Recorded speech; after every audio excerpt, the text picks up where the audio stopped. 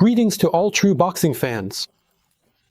This morning, I watched the fight between Deontay Wilder and Tyrrell Herndon live.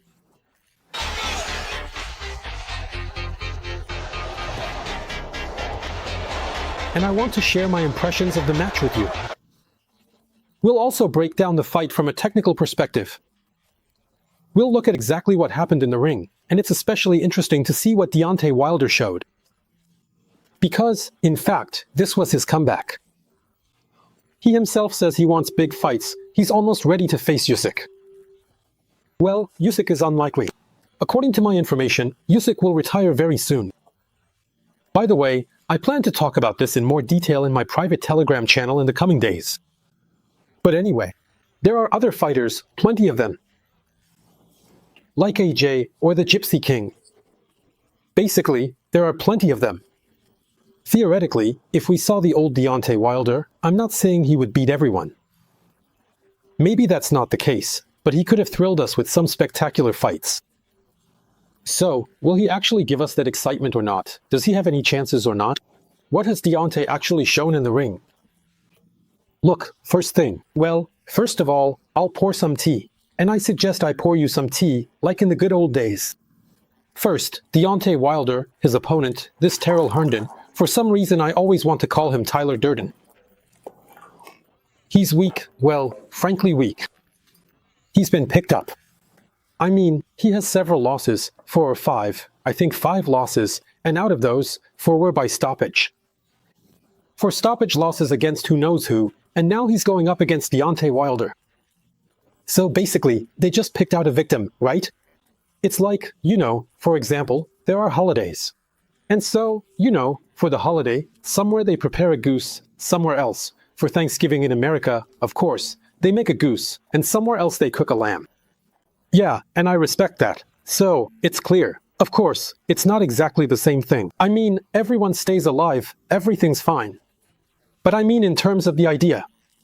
So, Deontay Wilder, it's like the whole fight is set up for him, and this other guy, well, he's just there to do his part, right? And ideally, he should fall down nicely, too.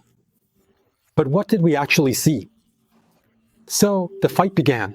By the way, even before it started, the atmosphere in the arena was pretty interesting, and the people there were really down to earth.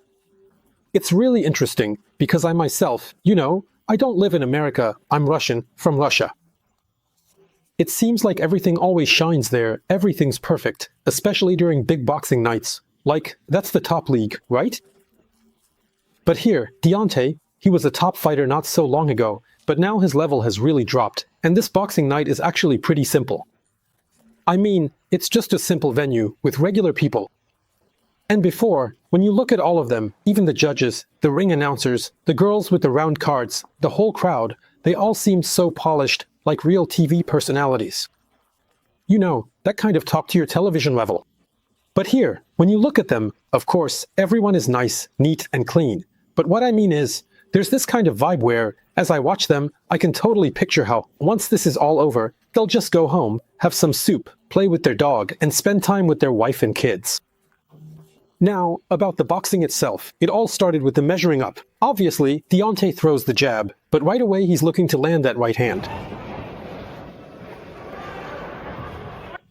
So, Deontay's main problem in his career. Some people say he doesn't know how to box. Guys, it's not that simple. He's actually really good at throwing the straight right, better than anyone else. Better than AJ, better than the Gypsy King, better than Alexander Usyk, better than anyone. But unfortunately, that's where his skills end, and honestly, he's always lacked not even just footwork. Strangely enough, he actually knows how to move on those skinny legs of his. Yeah, considering how skinny they are. He always lacked a jab, and throughout his whole career, his jab was basically just a rangefinder. I mean, he doesn't have that piercing punch, like Bam, a real jab, like Crawford's, for example, right? Or even like Alexander Usyk's, for that matter. But his jab is more like, well, he just uses it to measure the distance. So he measures the distance, blocks the opponent's view, but it's not a real jab. In the commentary, they call it a flicker jab. Well, flick means to flutter. What they mean is, instead of a proper jab, you move your elbow out to the side and throw out this kind of limp punch. It's all nonsense, not a jab. So, Wilder immediately started looking for an opening with his right hand, and he threw a right once, missed, threw a right twice, missed. Basically, he keeps missing with his right hand. He just can't find the right moment. That was in the first round. Then in the second round, yeah, there was a knockdown. It was a punch like this, a left hook thrown as a counter. Herndon, the underdog, cut in and moved forward, right?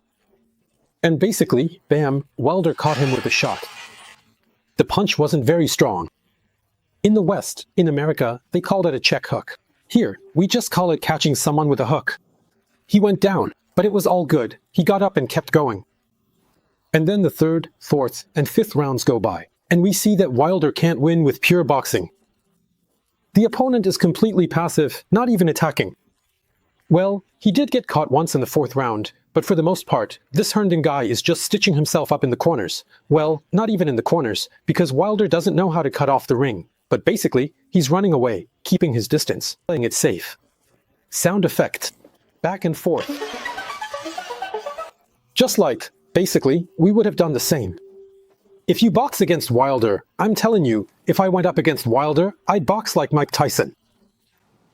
And I recommend you do the same. But boxing like Mike Tyson doesn't mean I'd be as strong as Mike Tyson. It means I would defend myself like Mike Tyson. And Mike Tyson had incredible defense at his peak. 1, 2, 3. So, back and forth, here and there. And basically, this Herndon, it's like spears are flying past him. Like train cars, yeah, trains on rails. And every time, he jumps back. He got lucky, everything worked out for him. And Tyson just can't really finish him off. I don't remember. I think there was some kind of knockdown in the 6th round, or maybe not. Anyway, we get to the 7th round, but it actually started earlier, in the 6th round.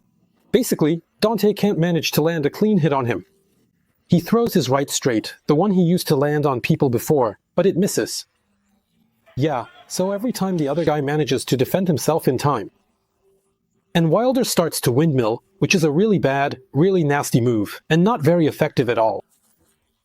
So, being tall and skinny, he comes into mid-range, even close mid-range, to his opponent and just tries to overwhelm him with a chaotic flurry of different punches. But first of all, he's vulnerable at that moment. So in this case, the opponent is the prey. And if, instead of this Herndon, there's a decent opponent, he could just take Wilder out. He could just swing and Wilder would go down.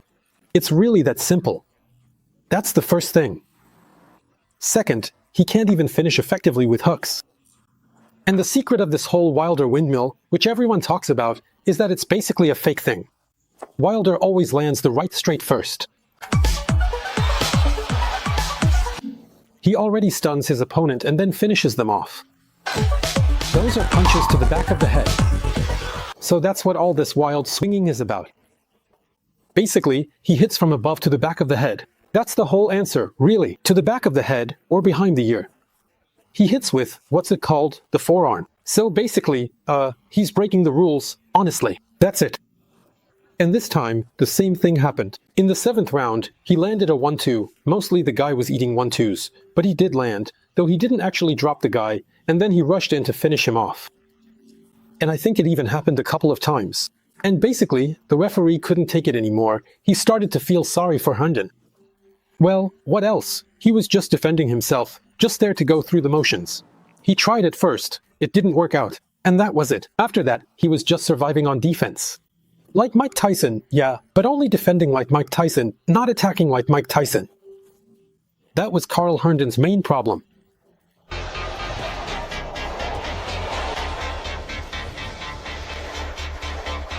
And the referee waved it off, like, that's it. Even though he was still standing, right? Well, all in all, it was fine. The fight ended in the 7th round. Now, look, this is the most interesting part. The conclusions about Deontay Wilder. The fact that he didn't knock him out, well, it's obvious, right? It's kind of a mixed bag here. In principle, that's normal in its own way, because the guy was clearly just there to go through the motions, right? So knocking him out isn't that easy. I mean, there are people who just finish things off, even with a knife. Like today, Billy came out, right? But that's another story. I plan to break down that fight in the private channel. So basically, whether you cover up or not, you defend yourself, and he just keeps punching and punching. That's not really Wilder's style. That's not his thing. He's more of a one-punch knockout artist. And he misses every time. Like, bam, you defended yourself. So, when it comes to a survivor type, someone who doesn't want to beat you but just wants to last until the end, it's actually not that easy to knock them out. Objectively speaking, right? That's the first point. But still, in my opinion, Wilder looked bad, even, to be honest, downright awful, yeah. Why? First of all, he missed a lot with his right hand, meaning he didn't have his usual speed. Although, actually, the speed did show up. At certain moments he threw his right hand quickly, right? But what does that mean? That Wilder is a one-trick boxer, relying on a single move, the straight right hand. It's one of the most important punches in boxing, and very few can really master it. I mean, even Efa Jagba, sorry to say, as much of a stiff as he is, he knows how to throw that punch. And again, sorry for calling him a stiff. No, he's not a stiff, he's a person, a decent person. I meant a stiff boxer, that's what I was getting at. And even so, when he throws his right straight, it actually looks pretty good overall because of that, you know? I mean, very few people know how to throw it properly. Wilder knows how to do it. But the rest, he needs to work on it. He needs to improve his jab. And technically, he tried. He threw the jab. He threw his left hand a lot. He threw it a lot in terms of quantity. That's progress. That's progress, yeah. But the quality of his punch is still, well, bad, basically. I mean, not really technically sound either. And maybe it's also a matter of endurance. So, there are different muscle fibers. Wilder is explosive, and it turns out he throws that right hand like a battery.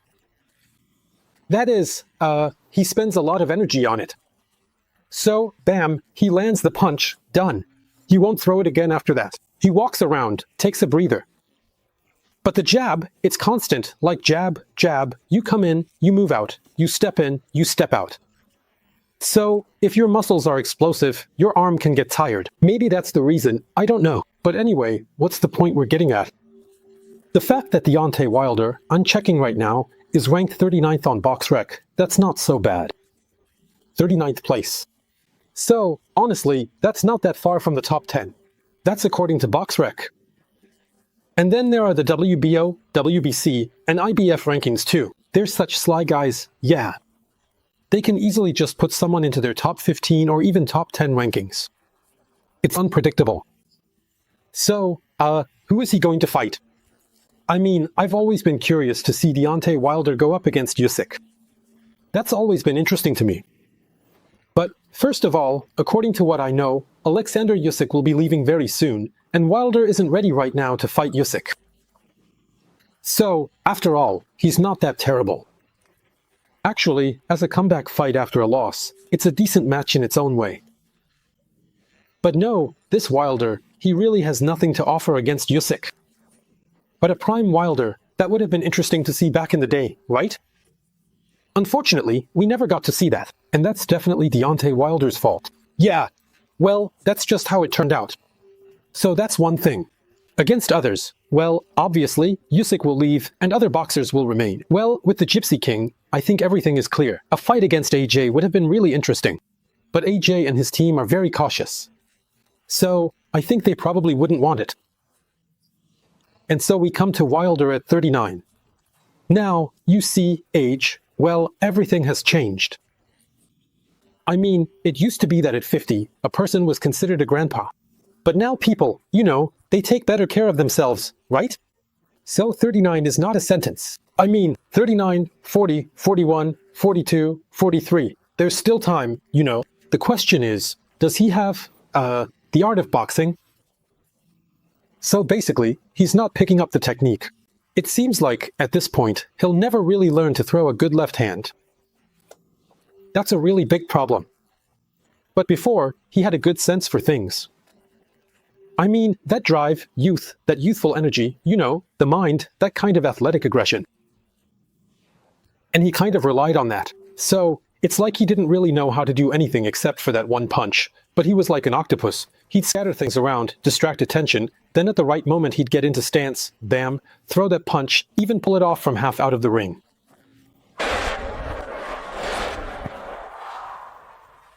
But now he doesn't have that anymore. Now everyone gets it, everyone is expecting it. He gets into position, throws a straight right. Every time he starts to throw it, just starts, the other guy immediately defends, and he can't land it. And it all looks pretty, well, not very good. So my prediction is that there are some chances, and I'll be rooting for Wilder. I like Deontay Wilder. But honestly, there's still a chance. It's there, but everything just looks a bit, fragile. I can't quite find the word, not fragile, but there's something fragile, kind of hazy about it. Basically, it all just seems really unstable, let's put it that way. So it's more likely no than yes. That is, most likely, Wilder won't succeed. I mean, maybe he'll get a shot at some champ and lose just like he did to Zhilei Zhang. He's just too one-dimensional, basically a one-punch boxer. It's a real shame that such a boxer was wasted. It really is a shame, or maybe he ruined himself, right? Well, it's kind of a double-edged thing. Being a coach is tough, and being a boxer is tough too. Anyway, it is what it is. This is the Deontay Wilder we've got, and we'll be rooting for him, watching him. Well, I will. Yeah, I really like him. Guys, we've got a lot of exciting fights ahead of us. A whole lot. I'll be posting some stuff on YouTube for everyone to see, especially fight reviews, right? I'm also working on some really solid videos with a very interesting person, a real professional in his field. You'll see them very soon. At least, I hope so. And in my private Telegram channel, I always post all the most interesting stuff in large quantities. And I'm inviting you there as well. Yes, it's a paid subscription. But honestly, it costs next to nothing. Guys, if you really want to join but just don't have the money, I also invite you to my main public channel, Boxing Lab 2. Just type Boxing Lab 2 in Google for Telegram and subscribe. Because, well, that's the foundation. In other words, basically, all the most important stuff is there. So, go ahead and subscribe. Just a recommendation from me. And also, by the way, about advertising. I made a mistake at one point in the fall. I enabled Yandex ads there, and they kept sending me, like, well, just some nonsense, you know. And I noticed that a lot of people, turned off notifications. Guys, turn them back on. Things are much better now. I'm getting things back on track, you know. So, that's how it is. All the best to everyone. See you next time. Turning off the camera.